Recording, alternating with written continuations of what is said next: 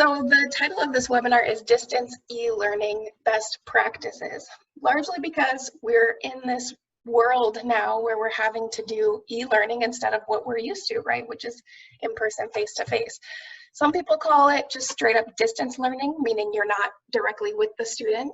Some people call it e-learning because it's online. There's like a million names that you can call what we're in the middle of right now.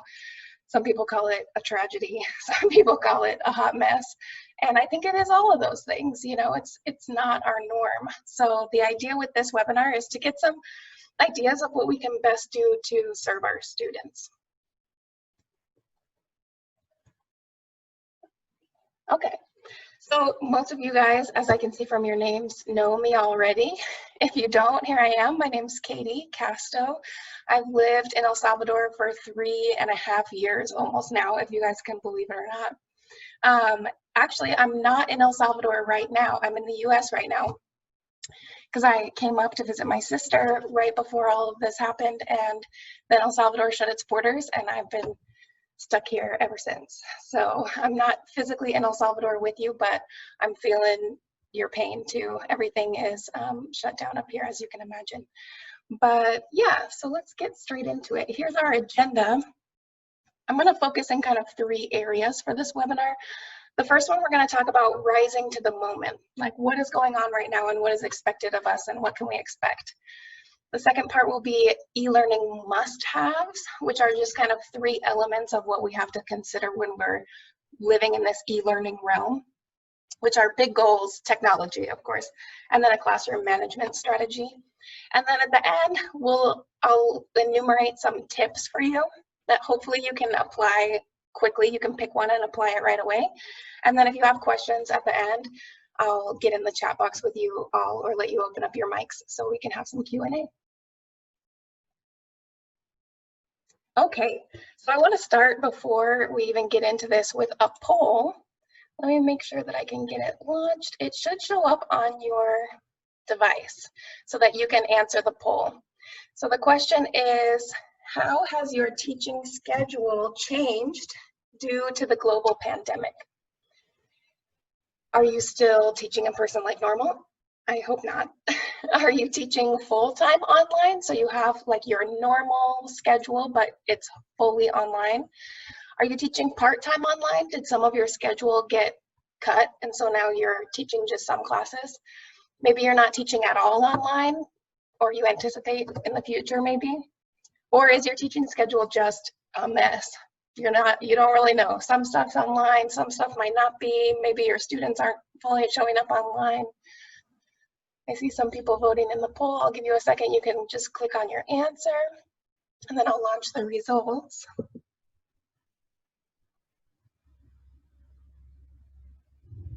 I feel like my schedule is a mess.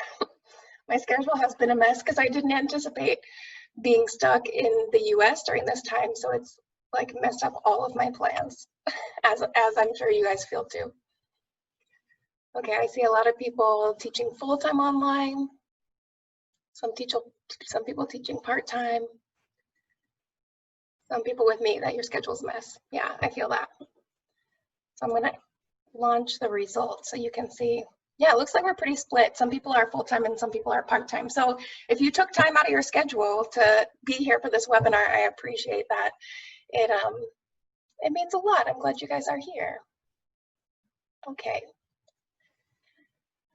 So let's go to the first section, all about rising to the moment.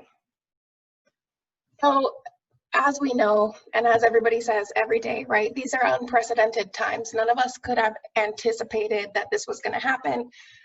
This has never happened like this before, right? So this is new. We have to be patient with ourselves and with our students. This idea of patience is really tough in this time because of all these emotions that come up.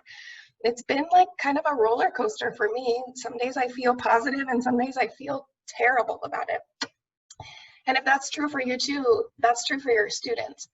What we know is that accessibility is a huge issue, not only accessibility to technology and resources, but accessibility to basic needs like food and transportation.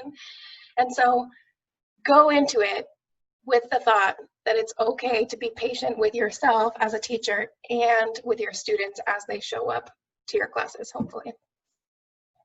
That requires us to adjust our expectations. What you would normally expect for your students in this time has to be adjusted. We want to keep our expectations as high as possible while being realistic. You guys know me. I like to start on time. I like people to be actively engaged. I hold people to high standards. I held you all to high standards.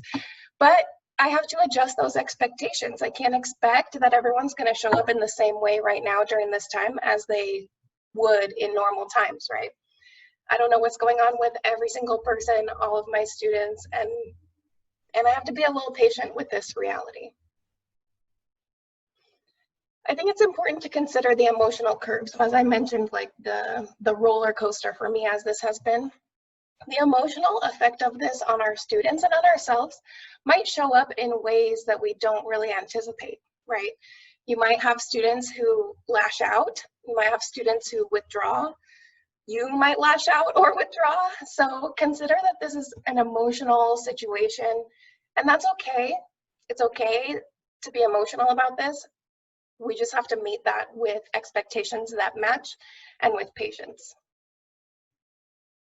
So I have some questions to consider when we're thinking about rising to this moment and what's going on right now. The first one is, what am I feeling? So you as the teacher, what are you feeling?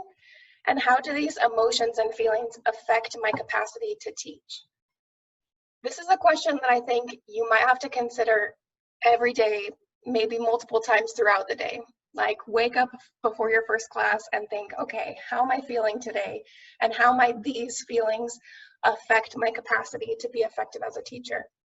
Some days I wake up feeling so tense, like just the anxiety, like I can feel it in my body. And that anxiety is going to affect how I show up for my students. So consider that first question. What am I feeling, and how do these feelings affect my capacity to teach? The second question then, of course, is how might my students be feeling? What might they be experiencing, and how do those emotions affect their capacity to learn? Of course, you can talk to your students if you're in communication with them. I think it's nice to have community with students and to talk to them about what's going on and how they're feeling. But even if you're not that kind of teacher, you're not like an emotional, you want to keep that distance with your students, that's fine.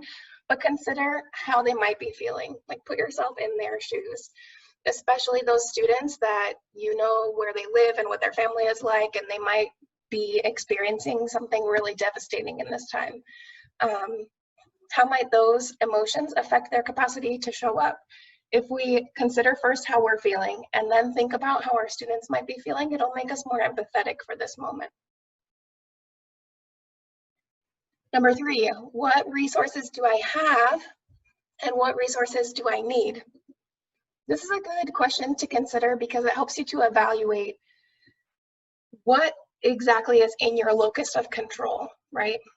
What resources do I have? I have a laptop, I have internet access, I have the ability to create a Google Classroom, I have a curriculum online. Whatever you have, take a little mental note of what those things are, and then think about, what do I need? What would make this e-learning experience more efficient, more effective, and communicate those needs if you can, especially to someone else who's in your same situation. Number 4 is, how can I adjust my expectations to meet the situation? So as I mentioned before, we have to be patient and adjust our normal high expectations to what is going on in the situation. So something to consider and something to take some time to reflect on is how specifically you are adjusting your expectations to the situation, to make sure that you kind of enumerate it, like put some words to it, so that you can go into the whole e-learning experience with those expectations clear. We talked a lot in my time at CCSA about being clear about directions and setting expectations and communicating those to your students. And I think that still applies now. if you have adjusted your expectations, communicate that to your students and let them know what you expect for this e-learning time. Like, let them know your flexibility, whatever areas you decide to be flexible in, or let them know that you're being patient, so that they don't think they're going into this e-learning experience with the same rigorous expectations if that's not the case. And then finally, number 5 is, how should I communicate with students during this time? You might have some like CCSA directed, regulations about how to communicate with students during this time. So be cognizant, be mindful of how you're communicating with students, and making sure that even though we're all quarantined at home, that we're trying to maintain some sense of community. Because that's the beauty of taking classes at CCSA, right? There's this community and the students get together. So if you can recreate that same community in this distance e-learning format, then that's going to be really effective for keeping your students' spirits up, and perhaps for keeping your own spirits up during this time as well. Okay, so take a minute to reflect on your own, or you can share in the chat box if you want to jump in the chat box. What are you feeling, and how are these emotions affecting your capacity to teach? So I'll give you a minute. You can think on your own, you can take notes, or you can jump in the chat box if anyone's willing to share.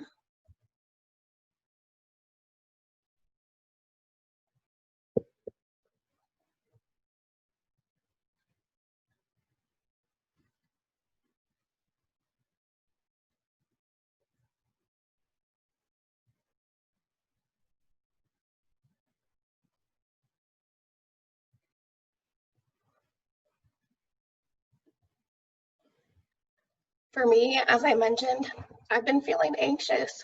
Like, this has made me anxious. It's made me nervous about my health. It's made me nervous about my family's health. It's made me anxious for the future. We don't know what's going to happen in the future, right? And sometimes that anxiety affects how I'm able to communicate. I tend to shut down when I'm feeling anxious. I don't want to be in communication with others. So being aware of that, because I'm aware of that, I know I can adjust my actions, and also how I set myself up for the day. I can make sure that I take some time to kind of like de-stress and reduce my anxiety. Okay, let's go to the next one. Okay, so before we get into the e-learning must-haves, I have to mention that if you have access to a Richmond platform or whoever else you use at your institution, then use it. Everyone is providing service and support during this time. If you have online resources, there's lots of support and service going on from people that are academic consultants. So look out for that, especially if it's something new that you haven't used before. There's generally like tutorials going on online, because right now everybody knows that people are having to do education online. So consider that if you have access to platforms online, use them. So let's get right into those 3 e-learning must-haves. The very first one is, we must still have a big goal. Think about this e-learning time as like a new chapter, like a new section of our experience as teachers and students, right? So consider what your big goal is for e-learning. For as long as this is going to go on, what are our big goals, and how can we chop them down just like we would for a normal planning of a unit or a year or a lesson, right? Consider how will you know if students achieve the goal? How will you know if students achieve that big goal? So this gets into, remember we talked a lot about backwards planning, and how if we start with the end goal in mind and then move backwards to what are the assessments, are we going to give projects, do we have tests, what do the students need to know, and then we move backwards some more about breaking down those units into individual lessons. We need to do the same big goal planning for e-learning. So consider, how am I gonna have the students prove that they're still learning during this time? Those expectations are gonna be different, right? We're not gonna be able to have these big, beautiful group projects that we had in class. But We can still have students demonstrate their learning in different ways online, whether it's in like a Zoom meeting or a Google Hangout kind of face-to-face, like oral presentation, if it's something that they're creating and sending to you, if you're trusting them to do something like with their hands at home, a project at home. That's up to you and part of your planning for this time. Like, what is the big goal? What do I want them to achieve? And how are they going to show me that they've achieved that big goal? The first step for this must-have is to clarify the end goal, right? Make sure that you're really clear about what your strategy is and what your goal is for this e-learning time. Create or choose, if you already have an end assessment that's in your curriculum, choose that assessment and get clear on that so that you know for sure what the students are going to be tested on and how you can best prepare them.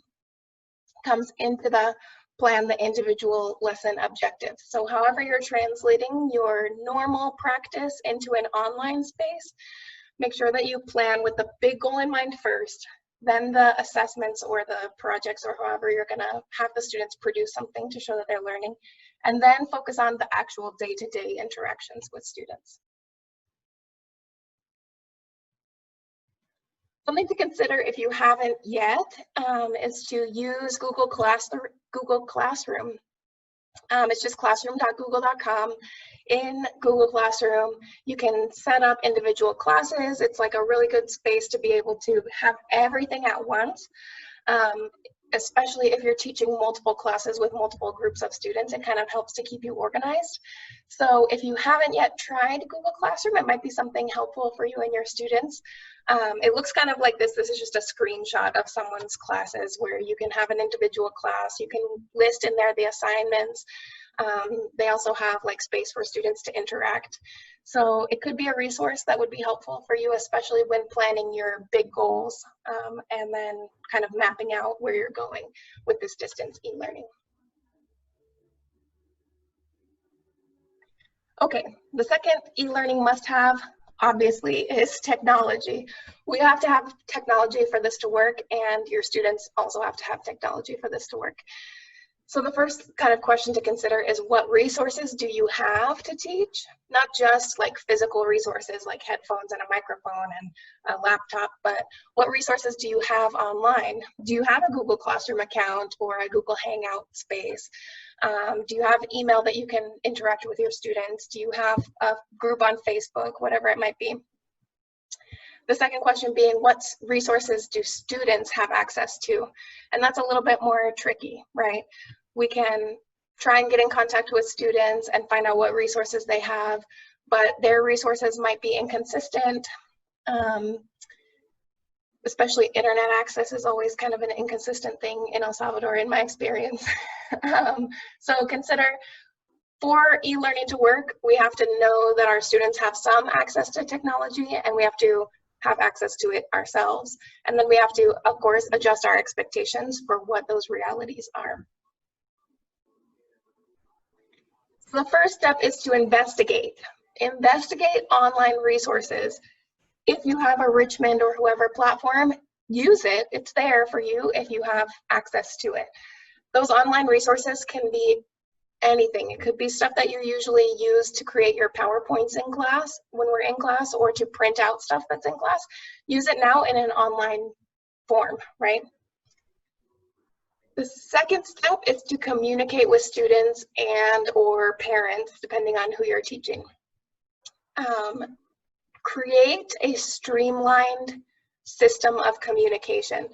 For me, it's a sheet, like a spreadsheet, a Google sheet online, where I document my communications with, in my case, clients, but with students or with parents, right? If you have documentation, then you're sure not to lose somebody. So get your class roster together, whoever you're responsible for, make sure that you have really clearly when you communicated, how you communicated, what the result was, and that'll help you to stay organized and make sure that you know for sure what's going on with these students. This is especially helpful when a student drops off the face of the earth. Like, inevitably, there will be a student that you thought was going to participate in the class, and then a couple classes go by and that kid didn't show up, or they are not making progress on the online platform or whatever.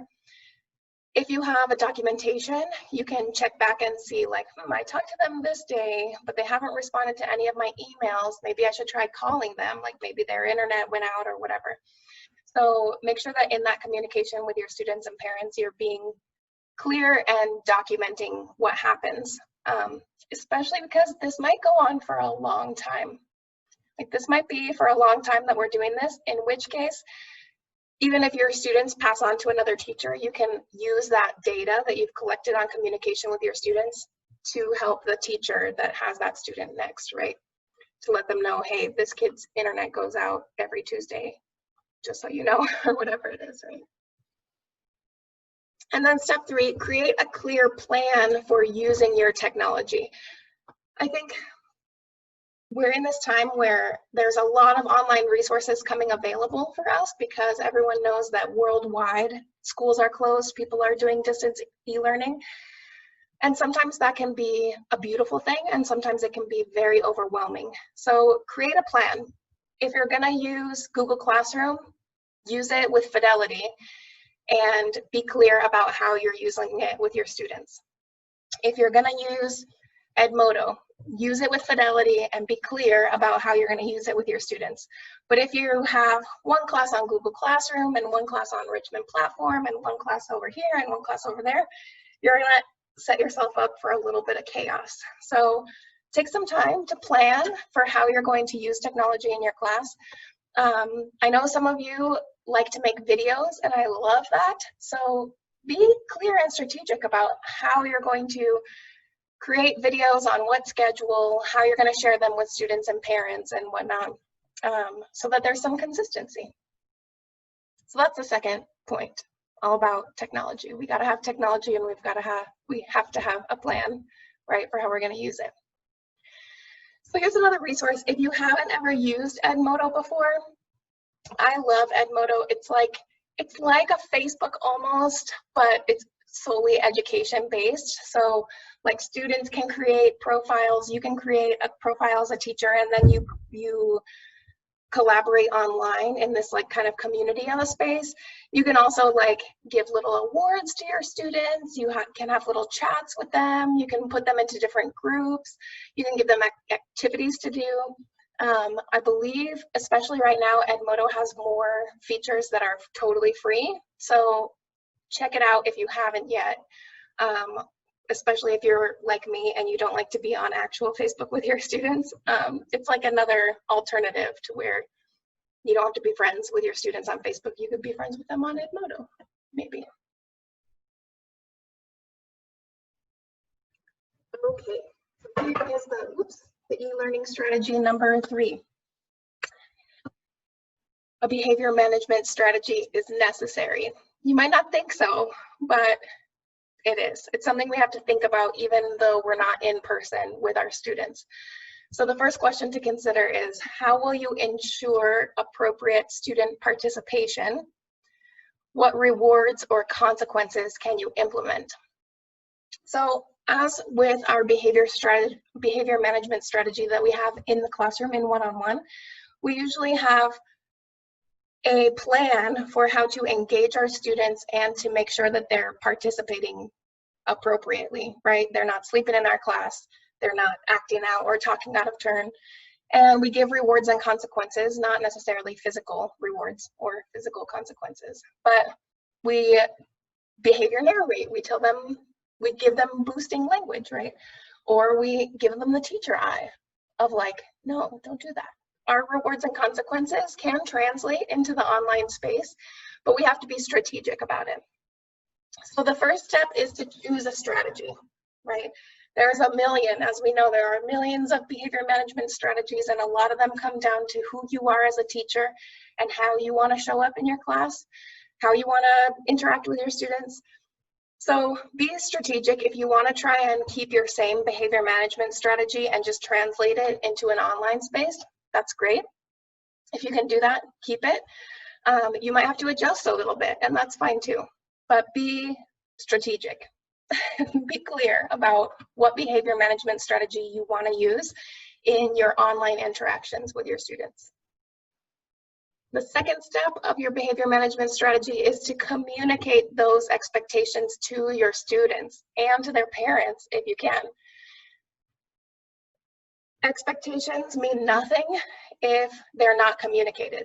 We have to be really clear with our students about, here's what I expect. I expect you every Tuesday at 3 p.m. when we have our class on Google Hangouts. I expect you to show up on time with headphones in, and I expect you not to be leaving in the middle of the class, and or whatever your expectations are for their behavior, right?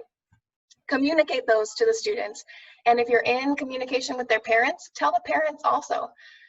Parents, I've found during this time, are kind of on one end of a spectrum or the other. Parents are either like all in, they're getting their kids ready for the day like they normally would. Their kids are showered and fed.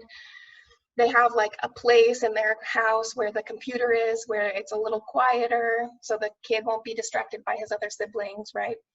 Or there's parents on the other side that are like just trying to make it, and maybe the kid has, you know, has a mess of things going on and that just can't be dealt with. So make sure that you communicate your expectations, whatever they are, to your students and to your parents, if possible, to make sure that they know that their behavior is still expected to be appropriate. They're still expected to behave in the online community, but those expectations might be a little bit different than what you would do in the class, right? And then the step 3 is to follow through. If you set an expectation and a student doesn't abide by that expectation, follow through with the consequence that you have. What I've seen in e-learning oftentimes is a teacher will set an expectation like a deadline, for example. And they say, I expect you to complete this at this time and to email it to me by this date. And students might not follow through. Your job as a behavior manager is to follow up on those expectations and either deliver your grace and patience or your consequence at that time. If we're going into this assuming that there will be issues with technology, there's going to be issues with student access, right? Then there is some patience that has to come into this, but there should still be a conversation, even if that conversation is, hey, I expected you to be in our Google Hangout class today and you weren't there. So what's going on? Can I help you? And how are we going to make this up so that you can still participate effectively in the future? Something else to consider is if you're using an online class format, students, just like other humans in the world, love to hide behind their keyboard and their computer. So you might run into like some jokes happening, some like borderline bullying.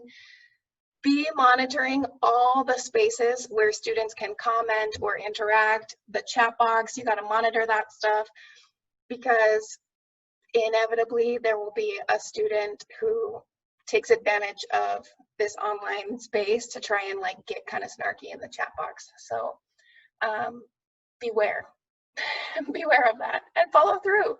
If there's something inappropriate going on, like some behavior that you don't appreciate, call it out and follow through with it just like you would if that student was bullying someone in your own classroom, right in front of you. So that's our third e-learning must-have.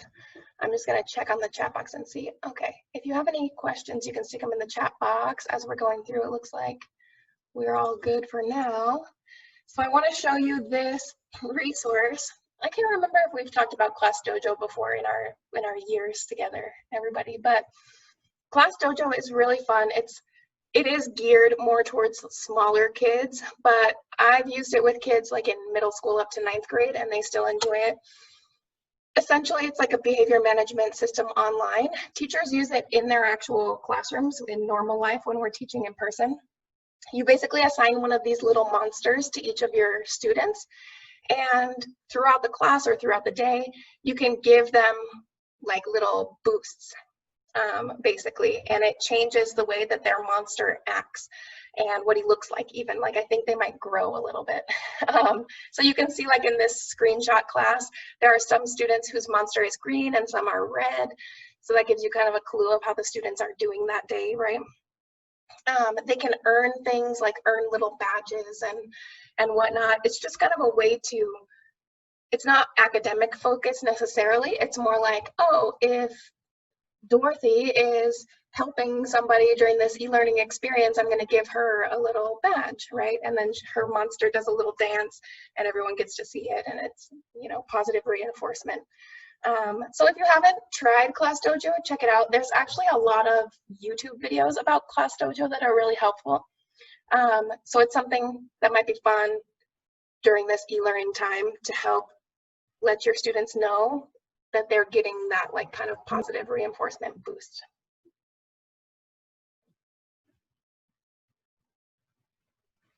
Okay, whew, that was a lot of information. So we got through all three of the e-learning must-haves, being the big goals, the technology, and the classroom management.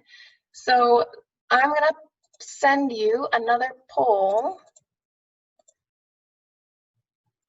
This one you can choose multiple. So which of these tools are you familiar with and comfortable using?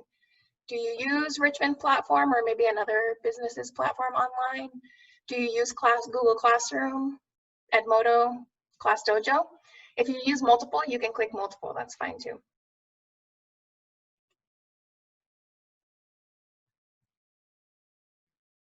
I see lots of Google Classroom. That's awesome.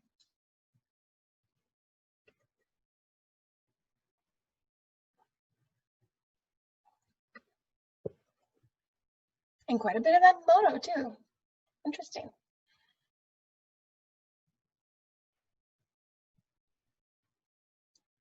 You might have some students also who have access to different resources, right? If they, I can't remember what all, maybe there's like only certain classes that have access to a platform online with the curriculum, I can't remember, with their textbook. So that could be helpful too, right? If the student's textbook comes with that online portal portion, then that could be helpful. Interesting. Okay, I'm gonna end this poll and show you guys the results. It looks like tons of you use Google Classroom, which is great. I hope it's helpful for you. And something to consider is, even if you haven't, do some of those online tutorials, because you find out these like little shortcuts or like little features that you might not know about when you do a tutorial. I can't remember if they're actually, I think you just have to Google them, but I'm sure there's some on YouTube too. Okay, let's get out of this poll. So,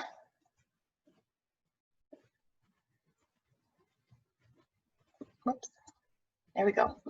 Now I want to give you a minute to reflect on your own.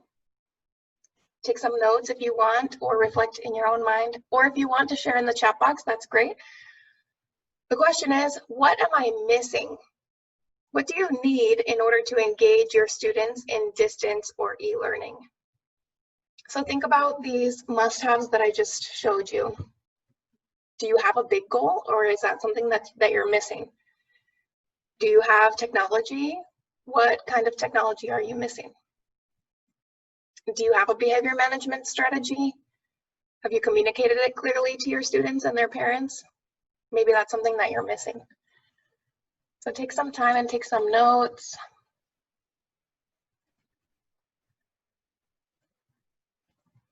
Or you can jump in the chat box if you'd like.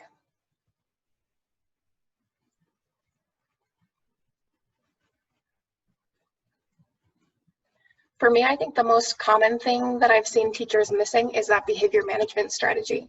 And I think it's just kind of because we're in survival mode, right? Everyone's like, I just need to organize myself and get my students online and do my thing online, right? Get the content out. But just like in real life, when we have classrooms full of students, without a behavior management strategy, it's gonna break down, especially in this like really highly emotional, stressful time, right? We have to kind of be clear about the expectations that we have for our students' behavior, even if it's happening online. Okay. Okay, so now we're gonna get into some tips. Did I write down how many tips I have? Nope. So it's a mystery how many tips. We're just gonna get going with it and see how it goes. So the very first tip for you, take time to master your platform. Whatever platform you're using online, if it's a Richmond platform, if it's Google Classroom, if it's Edmodo, if it's whatever place you are interacting with your students, take time to master that platform, meaning you know it front to back, you know all the little nuances and all the strategies and everything about it. Most learning platforms offer tutorials for teachers. Sometimes those tutorials are live, like you have to seek them out and sign up for a webinar, for example.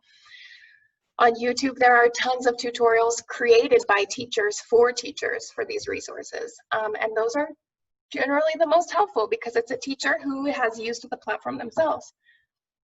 Take advantage of the resources that your platform offers. So if you're taking a tutorial and you learn about a new feature of that platform, take advantage of that.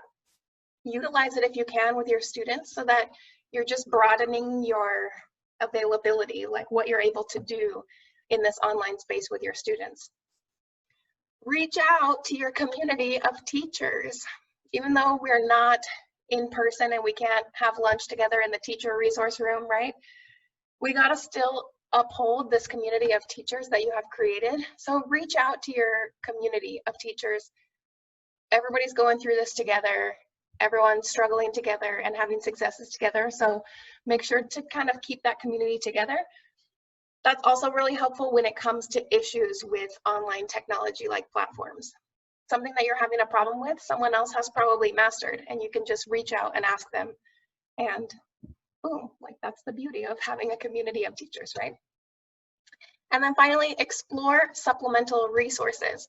So if you're using Google Classroom, how can you also use YouTube videos and, you know, online quizzes and, oh man, what's it called? Kahoot, you know, things like that. Other online resources that you can also use to supplement your main platform.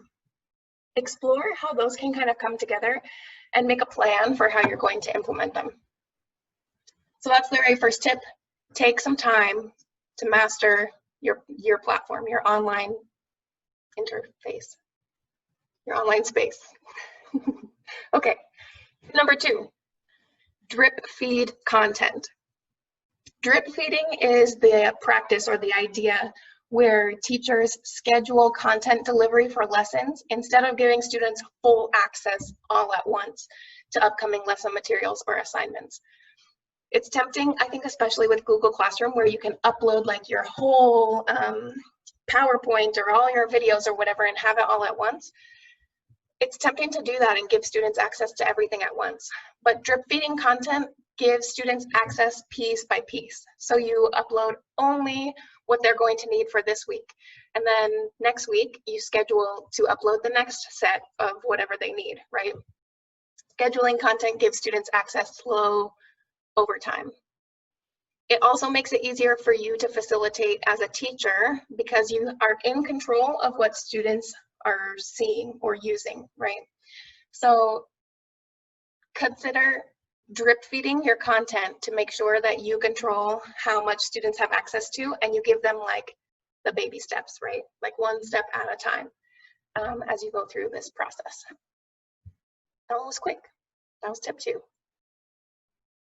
Okay, tip 3, and I know some of you guys do this already because I've seen you're getting YouTube video famous. Use videos. Videos are so nice, first of all, because it's easy for students to review more than once. So once you have a video recorded and you send it or give students access to it, they can view it as many times as they want. That's really helpful, especially when it's learning English, right? The students need access to the content to review it more than once. And a video makes that super easy. The second point is that the content is often more memorable than using straight text, right? We know this because of learning intelligences, right? How our students learn. Videos are very visual and also can engage audio learners and can help students to therefore engage with the content more effectively.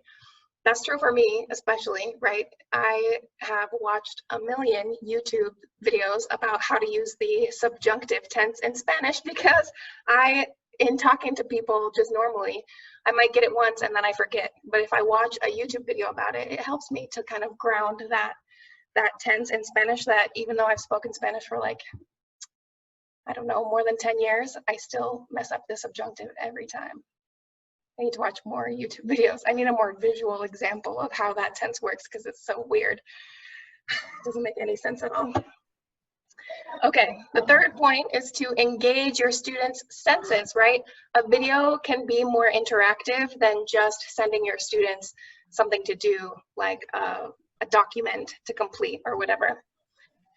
And students seek out video content in their normal life, right? Students use social media, they're on YouTube, they create, you know, Facebook and Instagram stories. So because students use videos in real life, in their normal life, it makes it easier for them to engage when you create a video, right? Okay.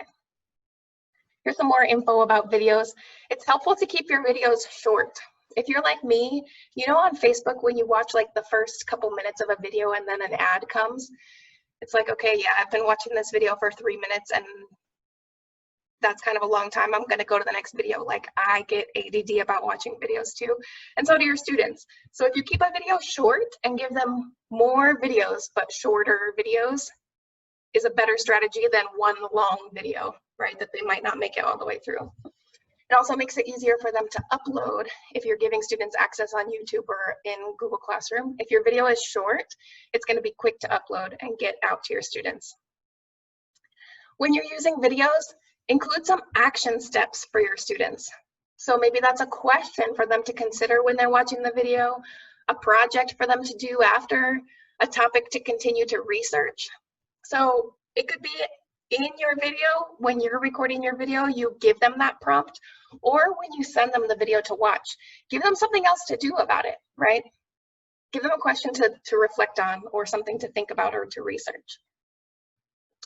Of course, make sure that you're speaking clearly, using normal intonation and enunciation, especially important for us English teachers, right? Our students don't have the luxury right now of being face-to-face with us, so we have to try and be as clear as possible online. Create some movement within your video content, which kind of comes into this last point, which is consider using a combination of tools, which might be that in your video you have some time that's your beautiful face, which is really helpful to create community with your students. Maybe part of your video is sharing your screen, or sharing a PowerPoint or a view of you doing some research on the browser, relevant sites, anything like that. If you're new to creating videos, there are some really easy like tutorials on YouTube that you can start to look at how to mesh those different modalities, right? But even if you're not as technologically advanced and you can only create a video of your face, you could have a video of your face and use like a little whiteboard to draw examples, right? That's even more movement and engagement than just you. So consider, use some videos. That's tip number 3, right? Yep, tip 3. Okay, here's tip 4. Create clear instructions, which I hope you've heard me say throughout this webinar, right? Clear expectations and instructions are paramount. Clearly communicate your expectations for the entire e-learning course, for the individual learning activities, and for the students' objectives. So be really clear with the students what they are expected to do, how they're expected to engage, all the timelines and the interactions and the community that you're expecting them to engage in. Communicate that to them. The second point is to explain the resources that are available and how to use them. So if your teaching schedule has been pared down a little bit, like maybe normally you would have a 90-minute class, but now you're doing like a 20-minute meeting face-to-face online, plus like some other stuff on the platform, explain the resources that you're using, Google Classroom or whatever, and show the students how to use them. If the students have not engaged online like this before, they might need some help to get started and to continue engaging. So make sure that you're in communication about like the functionality and the fundamentals of how to use the resources that are available. And then establish timetables and due dates with some flexibility. So it's important to still have clear instructions to clearly say, I want you to complete this at this time by this date and upload it to the Google Classroom or whatever. Or to say, I expect you to be in our Google Hangout meeting at 9 a.m. with this ready, but have some grace and some flexibility with our students, as we talked about in the very beginning about like, this is a really weird time and an emotional time, and we have to be realistic about what our students are able to achieve based on the capacity that we have and that they have to show up. So 4th tip, create clear instructions. Okay, I have 2 more tips for you, and then we'll be nearing the end. This tip is to measure our student data. Every e-learning teacher should take time to learn about the analytics tools offered by your learning platform. So the analytics tools are it's basically the data, right? The percentage of active users, their progress levels, the most or the least popular content that students are engaging with online, the forum activity, if you're using a tool like Edmodo where the students can interact with each other in a chat or in a forum, monitor that, read it all the time, make sure that you are paying attention to what's going on in there. And then of course, individual student access stats. So if you have a platform where you can view the actual stats of how often a student is engaging, check that out and see. It's a way that students communicate. So even if a student isn't showing up in other ways, if they're making progress on the online platform, then you know that they're engaging at least to some degree, right? So even though we're not in normal times, it's still important to measure our student data, and you can do it by tracking the analytics tools in the platform, also in that communication log that I mentioned earlier, so how you're communicating with students. You can measure data that way. And finally, the very last e-learning distance learning tip, less is more. So when you're creating your PowerPoints or whatever you're using to teach your online class, make sure to use some large fonts with less text if possible. Keep your presentations simple, that keeps them engaging, and keep your videos short and to the point. Ideally, if you have like a text resource that you're using next to a video resource, your text resource will be more strictly to the point, and then you can elaborate more on video, like we're doing right now, right? My text is pretty basic, but I'm explaining it to you in video. It's also helpful to do this if students will have access to the PowerPoint or whatever resource after the fact. So if I'm typing out everything I'm saying, then students are less likely to revisit that resource later if they need to. So that's the very last tip. Less is more, especially when it comes to your online PowerPoints that you're using to engage with your students. Okay, so there's all my tips for distance e-learning. I'm going to give you a poll.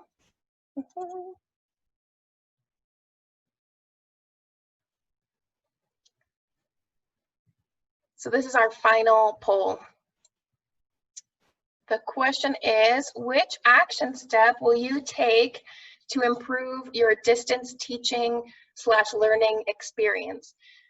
So you can pick just one or you can pick more than one. Of those tips that I just shared, 5 tips, I left the last one off, 5 out of the 6 tips, right? Which one do you want to focus on to improve your distance teaching or learning experience? Are you going to try and master your platform? Are you going to try and drip feed your content? Are you going to try and become a YouTube teacher famous star with some videos? I hope so. Some of you are on your way. I've seen your videos. They're pretty amazing. Are you going to create clear instructions? Are you going to try and measure your students' data?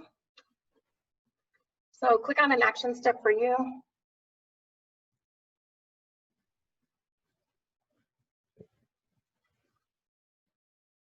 I see a lot of people focusing on mastering your platform. Yeah. That's like our classroom space now, right? Whatever your platform is what you're doing. And a lot of people focusing on creating clear instructions, totally. Not just for activities, but for how students engage online, how they behave in your class. That clarity is really important. Okay, if you're still voting. Sorry, I'm going to share the results so you all can see. Yeah, it looks like tons of people mastering the platform, using videos, clear instructions, student data. Yeah, we're pretty evenly split. So take this information however you will, implement it as you see fit. The idea, of course, is that we're doing the best we can with what we have, right? Check in with yourself, check in with your students, be patient with yourself and with your students. And take it day by day, right? Remember those questions to consider that I showed at the very beginning. As you're getting into your days with your students, and especially on those hard days, right? Let's make sure that we're being patient with ourselves and with everybody. Let me see.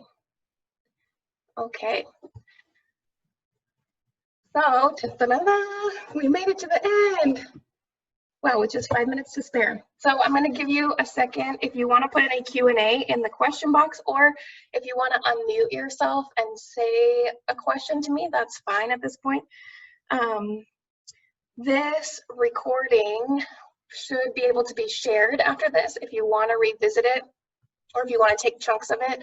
I can also pass my PowerPoint on to Maria Eugenia so that she can share it with you guys. It's been really fun. I'm really glad to see so many friendly faces and names. I was happy to be here with you all.